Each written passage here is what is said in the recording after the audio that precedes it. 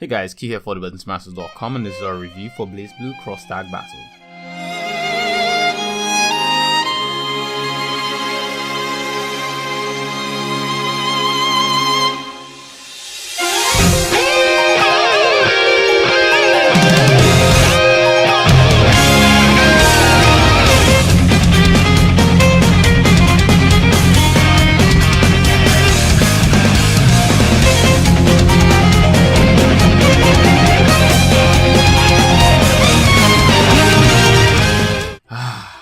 The warm embrace of a fighting game review.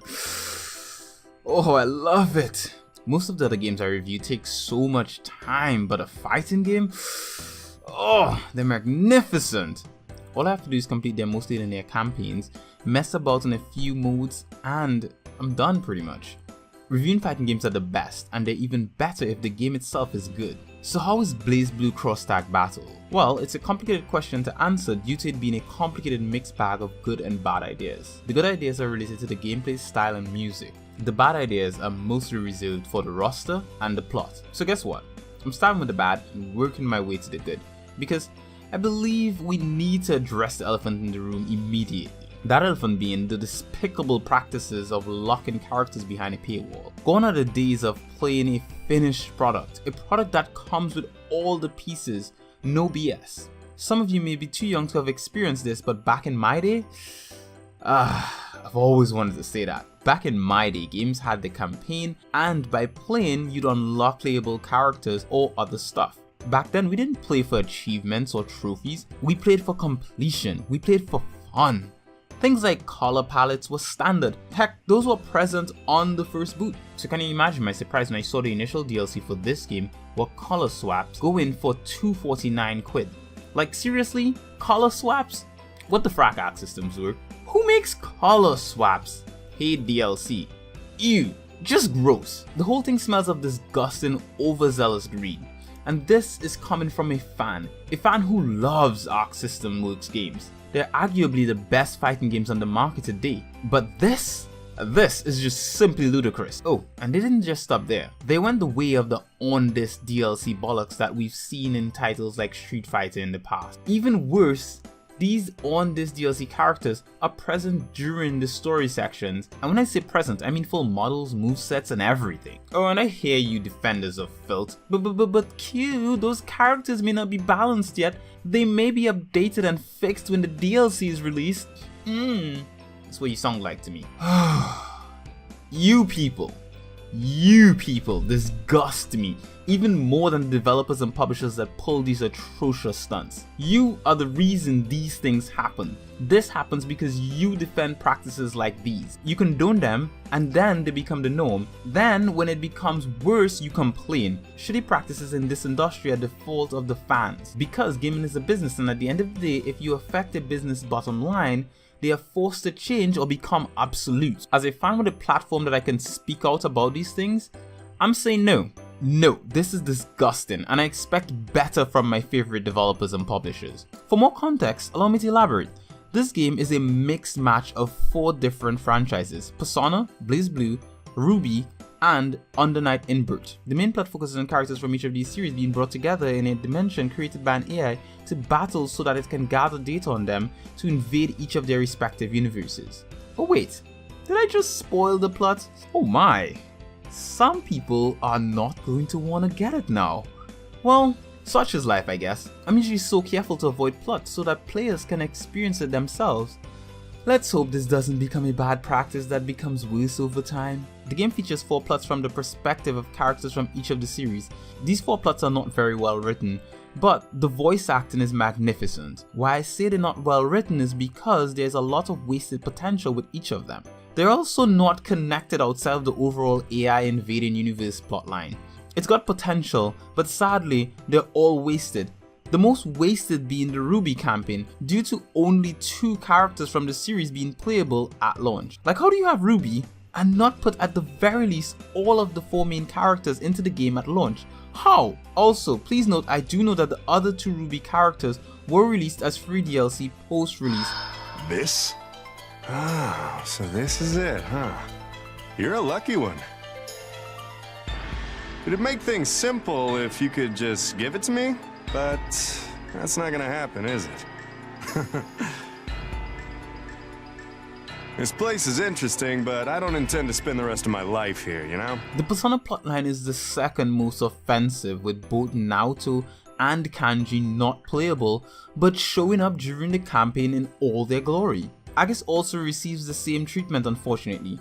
So yeah, it's a lot. As for the BlazBlue cast, well, it's pretty robust. In all, there are 20 playable characters, 2 from RWBY, 4 from Persona, and the rest are a mix of the other 2 franchises, with a majority of them being BlazBlue characters. The developer plans to release 20 more characters as DLC in packs of 3, each costing $5. So let's do the math, shall we? That's $50 for the base game. 20 divided by 3 will give us 6.6. So let's say 7. So 5 multiplied by 7 will give us 35. And if you add that 35 to the initial 50, we get a grand total of $85. There was a similar thing with Dragon Ball FighterZ, but at least the DLC characters were not on the disc or present during the main plot. The DLC practices, and only the DLC practices, are what pissed me off about this game. Though the plot wasn't great, and I noted that it's not the main reason we play fighting games. We mainly play for the gameplay and characters. The former is exceptional. Attacks are mapped to the face buttons X, Y, and A, with the B button serving as a character swap button. I played on the Switch, however I assume mapping is similarly represented on other platforms. Moves are easy to learn and combos are quite easy to execute. Unlike other fighting games, this has a heavy focus on the character support system. A system that allows for multiple types of support attacks to be chained with standard attacks. While playing, I found myself pulling off some insane combos with characters I'd never played with before, and oh did it feel so good. Characters like RWBY and Yusuke were simply magnificent as they teleported across the screen, dealing devastating damage as they moved. Each character felt uniquely different but satisfying to use. Similar to Dragon Ball FighterZ, this is perfect for beginners while hiding its complexities well enough for veterans to enjoy. These complexities are related to the aforementioned cross-stack battle system, which allows players to summon their support characters in numerous ways. Mastering this system is the difference between a beginner and a pro. The game is filled with some of the most awesome fan service you'll find in a fighting game, especially if you're a fan of all or even just one of the series represented in this game. Throughout every facet of the game, we get these moments with characters referring things that fans will wholeheartedly appreciate. Moments like RWBY fawning over weapons or Chihei's appreciation for strong female fighters was simply wonderful. The voice work, as mentioned before, is also very exceptional. The English dub is so good that I never even changed it during my time with the game. In fact, a lot of the cutscenes are very long, so hitting the autoplay and relaxing made it feel like I was watching a crossover anime with some of my favorite characters. The modes are also very robust with multiple ways to play offline and online. Offline you have campaign, training mode, versus mode, tactics mode, which is basically a tutorial mode, survival, and a gallery and replay. During online, you can join public lobbies, create or join private rooms, and play ranked. I somehow managed to join a casual lobby and wreck a couple folks, and I mean a couple meaning 2. And of course, I feel proud of myself. The game also has one of those weird walk around avatar hub areas that I can't stand, which I'm not gonna get into. Thankfully, it also has a standard menu system which allows for easy access to the modes. You know what? Never mind, I'm talking about this because I'm really convinced that developers are focusing too much on these lame hub areas when they should be making more characters for these fighting games. Like, what serious player is mucking about in this hub after the initial wow moment is over? For me, the wow moment lasted a split second as I exasperately said, "Seriously? This again?" Anywho, back to the good stuff. The music is one of the main attractions to this title. The stages all have different tunes which will grip fans immediately. I especially love the RWBY music that is included in the game. I kid you not, when I first heard it, I was shouting and doing some fist bumps in the air out of excitement. Man, I love me some RWBY. My turn now. Good time. What a joke.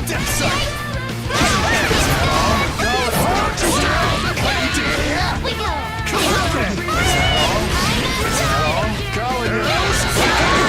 All up to me now. Not yet. Leave a mark. Death spike. Go.